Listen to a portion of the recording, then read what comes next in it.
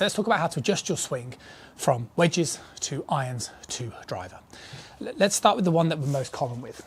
Let's start with the mid iron. So this is a 6-iron here. Now, ball position will be just left of centre, as I'm demonstrating. And what we want to be able to do to become successful at striking our mid irons or our irons is we want to be able to get the club to strike past the ball. Okay, so we still want the club striking down into the back of the golf ball so that it hits the ball, but the club's still hitting down, say 2-3 inches, something like so.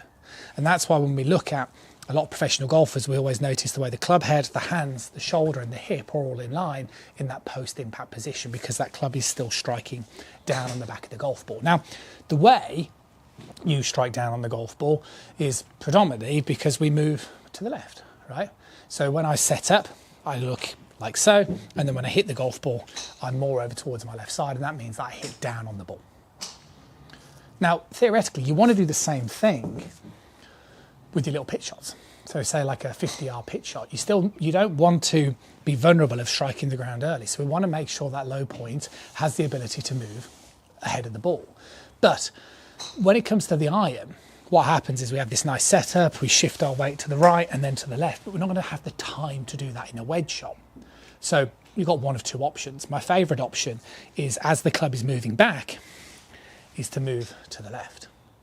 And this helps it kind of feel a little bit more like a pendulum motion. So if I sort of get set up here, take it back and stay too still, the club is going to be prone to striking down the ground a little bit too early, resulting in miss hits. If I can get the feeling of moving to the left a couple of inches, that's going to give me the ability to get that nice downward strike, similar to what we're trying to experience with the mid iron.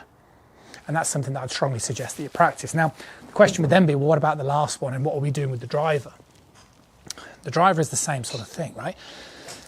We want to, this time, not strike down and past the ball, okay? We want to be getting the club to strike slightly sooner, okay? So we want to get the feeling that we're hitting up on the golf ball. And the way in which we do this is by making sure that ball position moves further forward.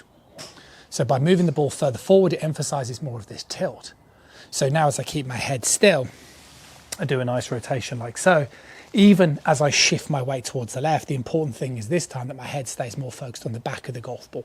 So this way the club can, should we say, come down early and rise as it's coming in towards that hit.